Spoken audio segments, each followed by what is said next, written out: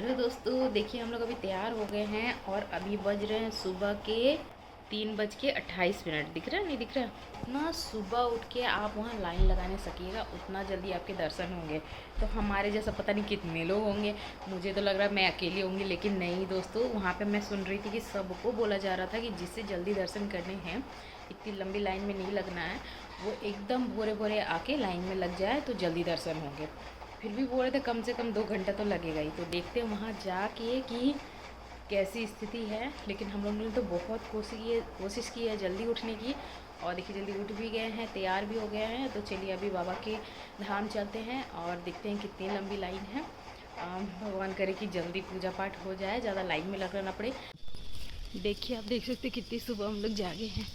देखिए अंधेरा ही अंधेरा है सब तरफ। तो देखिए हमें ज़्यादा खोजना नहीं पड़ा, हमें जल्दी से जैसे हम होटल से निकले हैं हमें यहाँ पे टोटो भी मिल गया है और ये टोटो वाला सीधे हमें मंदिर के सामने उतार देंगे। जल्दी से पहुँच के वहाँ लाइन में लग जाएंगे। देखिए अभी कितना अंधेरा है सुबह सुबह, और देखिए यहाँ पे कितनी सारी लाइटें लगी हुई हैं, पूरी अच्छी तरह से देवघर को सजाया गया है। और देखिए हम लोग यहाँ पहुँच गए हैं और मैंने यहाँ पे एक फूल लिया है और गंगा जल लिया है। बहुत सारे लोग क्या करते हैं, सुल्तानगंज से पानी लेके आते हैं और यहाँ चढ़ाते हैं, तो हमें इतनी हिम्मत है नहीं। हम लोग यहीं से सामने में ही फूल ले लिए हैं और गंगा जल ले लिए हैं, जाके देखिए वहाँ चढ़ाएंगे। तो हम लोग देखिए अभी खाली खाली दिख रहा है ना, तो जल्दी जल्दी भाग भाग के चलते हैं और लाइन लगते हैं। और थोड़ी देर के बाद ना ये सारा जो एरिया आप देख रहे हैं ना ये भर जाएगा। तो अच्छा है कि देखिए हम लोग सुबह आए हैं, हमारे पीछे देखिए बहुत दूर से लोग हैं, तो हम लोग जल्दी जल्दी यहाँ से जा रहे हैं। और आगे बहुत अधिक भीड़ होने वाली है, तो हम लोग जल्दी जाके एक अच्छे से जगह में जाके बैठ जाएंगे। उसके बाद सुबह की आरती होगी, श्रृंगार होगा, उसके बाद फिर हम लोग को दर्शन करने को मिलेगा। तो आप देख सकते हो कि भोर के 4 बजे भी इतनी अधिक भीड़ है। बहुत सारे लोग पांडा बाबा के घर में या फिर सामने में ही, जहाँ मंदिर के जस्ट सामने हो वहीं होटल ले लेते हैं, ताकि वे सुबह ही यहाँ पे जल्दी से आके लाइन लगा सके। तो हमारा होटल बहुत दूर था तो हमें आने में थोड़ा समय लग गया। और देखिए हम जब तक पहुँचे हैं तब तक कितनी अधिक भीड़ है। लोग यहाँ पे कूद फांद के जा रहे हैं, जो कि बहुत ही गलत है। लाइन से चलिए, भगवान सबको दर्शन देंगे, लेकिन यहाँ पे क्या हो जाता है कि बहुत अधिक भीड़ होती है ना, तो लोग एक दूसरे को ऊपर चढ़ के पार हो जाते हैं, जैसे भगवान उन लोगों को साक्षात दर्शन देंगे। तो ये थोड़ा कहीं ना कहीं बहुत गलत चीज़ है। भगवान के दर्शन करने आते हैं तो साफ मन साफ नीयत से आना चाहिए। ऐसा नहीं कि जहाँ मौका मिले वहाँ अपना लिच्चड़पंती दिखा दो, क्योंकि यहाँ पे बहुत सारे लड़के थे जो कूद फांद के जा रहे थे, उनको सिर्फ मतलब मज़े करने के लिए आते, हुड़दंग करने के लिए आते। तो ये कहीं ना कहीं बहुत ही गलत चीज़ है। यहाँ कम से कम हम लोग 1.5 घंटे बैठे, 1.5 घंटे के बाद देखिए अभी लाइन चल पड़ी है। शिव भगवान की आरती और उनका श्रृंगार सब हो चुका है। अभी आम पब्लिक के लिए गेट खोल दिया गया है। तो देखिए फिर हम लोग जल्दी जल्दी चलते हैं।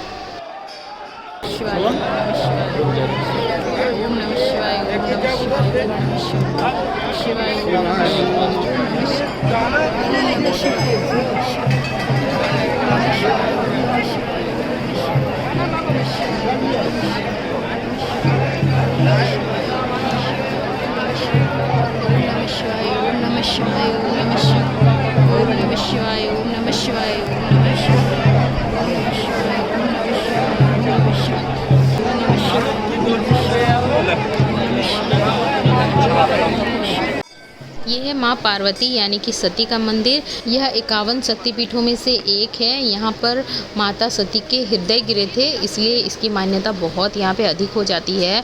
और इस जगह को शिव पार्वती का संगम स्थल भी कहा जाता है। कहा जाता है कि अगर आप भोले बाबा के दर्शन कर लिए और माता सती के मंदिर नहीं गए तो आपकी जो ये पूजा है वो अधूरी मानी जाएगी। इसीलिए जब भी आप यहाँ पे आइए तो शिव बाबा पे जल चढ़ाने के बाद आप देवी माँ के मंदिर ज़रूर जाए दर्शन के लिए।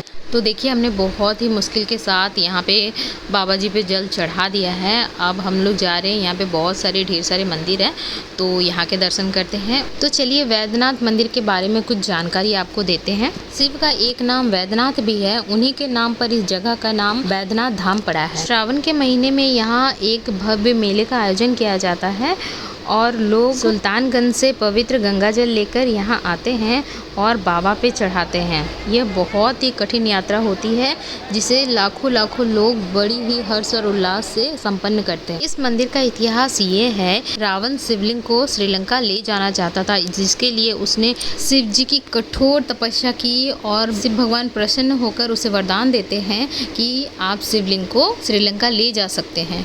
परंतु जब वो रास्ते में शिवलिंग ले जा रहे थे तो देवघर के इस स्थान पर लघु शंका लग जाती है। तब वह लघु शंका के लिए जब वन में जाता है तब वह शिवलिंग को एक अहीर बैजू नामक व्यक्ति को दे देता है, जो वहाँ गाय चराता है, और उससे कहता है कि जब तक मैं वापस ना आऊँ इसे तुम ज़मीन में मत रखना। परंतु वह बहुत देर इंतज़ार करता है। जब वो नहीं आते हैं तो बैजू इसे इसी स्थान पर रख देता है।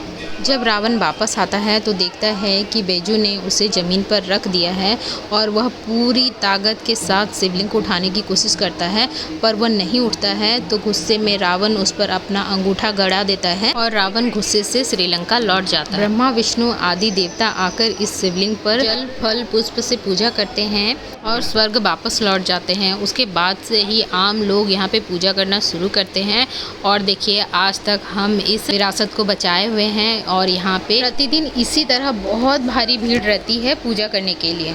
इस स्थान को देवघर के नाम से भी जाना जाता है क्योंकि यहाँ पे बहुत सारे देवी देवताओं का निवास स्थल है, इसलिए इसे देवघर भी कहा जाता है। मंदिर के सामने ही एक बहुत ही बड़ा तालाब भी है। यहाँ की एक बहुत ही खास बात है कि विश्व के किसी भी मंदिर में आप जाइएगा तो वहाँ आपको त्रिशूल नज़र आएगा, पर ये एकमात्र मंदिर है जहाँ पंचशूल की पूजा की जाती है। यहाँ जो मंदिर है उसके गुंबद के ऊपर में पंचशूल रखा गया है। इस पंचशूल को महाशिवरात्रि के 2 दिन पहले प्रत्येक वर्ष बदल दिया जाता है और नया पंचशूल लगाया जाता है। बैद्यनाथ ज्योतिर्लिंग मंदिर, जिसे आमतौर पर बैद्यनाथ धाम भी कहा जाता है, भारत के 12 ज्योतिर्लिंगों में से एक है। इसे भगवान शिव का सबसे पवित्र निवास स्थान माना जाता है। देखिए अभी कितनी भारी बारिश हो रही है और हमारे सामने देखिए ये है तुलसी माता का मंदिर। देखिए यहाँ पे सारे मंदिरों पर हम लोग फूल पुष्प चढ़ा रहे हैं और आप देख सकते हो अभी का नज़ारा, कितनी अधिक भीड़ है। हम लोग सुबह आए तो इतनी भीड़ नहीं थी, अब देखिए कितनी अधिक भीड़ है। जैसे जैसे शाम होते जाएगा और अधिक भीड़ होती जाएगी। तो ये है भैरव बाबा का मंदिर, तो चलिए भैरव बाबा के दर्शन करते हैं। यहाँ पे भी देखिए कितनी अधिक भीड़ है। देखिए जब आरती होती है ना तो इस स्क्रीन में दिखता है, जो कि बहुत ही भव्य और बहुत ही अच्छा दिखता है। कल मैं यहाँ पे आई थी आरती देखने के लिए, लेकिन अचानक से इतनी तेज़ बारिश होने लग गई तो फिर मैं आरती नहीं देख पाई यहाँ पे। तो चलिए यहाँ पे गणेश भगवान की पूजा करते हैं।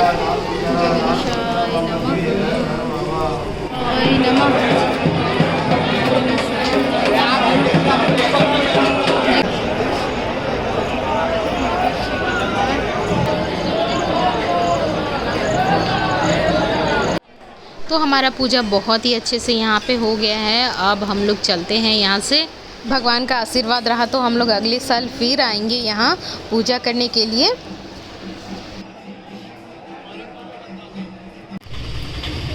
हम लोग होटल पहुँच गए हैं। मेहंदी धीरे धीरे तो आगे हम लोग बहुत ही मुश्किल के साथ दर्शन किए। हम लोग सुबह सोचिए 4 बजे जाके लाइन लगाए थे, सोचिए भोरे 4 बजे, और उसके बाद वहाँ पे 2 घंटा बैठे लाइन पे ही, अच्छी जगह थी, बैठे और तब तक पूजा हो रहा था। ब्राह्मण जो सुबह की आरती करते हैं वो कर रहे थे। 2 घंटा उसमें लगा, 2 घंटे बैठे, उसके फिर जल्दी जल्दी करके सबको लेके गया। और यहाँ तक भी व्यवस्था, विधि व्यवस्था ठीक थी, ठीक है। जैसे आप द्वारी पे पहुँचते उस समय का ठेला ठेली, सही में एक बार तो मेरा हिम्मत भी हार गया था कि नहीं हमसे और नहीं हो पाएगा, चलते हैं। हम इनको बोल रहे चलिए अब हमसे नहीं होगा। एक तो मेरा हाइट इतना छोटा, ऊपर से सारे लोग बड़े बड़े, मैं बीच में एक छोटी सी, तो मतलब बहुत मुश्किल हो रहा था। फिर एक पंडित जी मिल गया वहाँ पे, तो जब इतना कष्ट करके 3 घंटा 4 घंटा लाइन पे खड़े रह के हैं तो फिर और थोड़ा देर 5 मिनट के लिए क्यों, हम दर्शन करा देंगे अच्छे से। उसके बाद फिर वो दर्शन करा दिए हम लोग को साइड से लेके गए। फिर अच्छे से एकदम बहुत अच्छे से सही से ऐसे छू के हमने दर्शन किए। बहुत अच्छा लगा, पहली बार यहाँ पे आए और बहुत अच्छे से दर्शन हुआ। और फिर देखते हैं फिर कभी आएंगे। हम सोच रहे ठंडे में आएंगे, ठंडे में शायद कम भीड़ रहती हो यहाँ पे, तो ठंड के मौसम में आएंगे।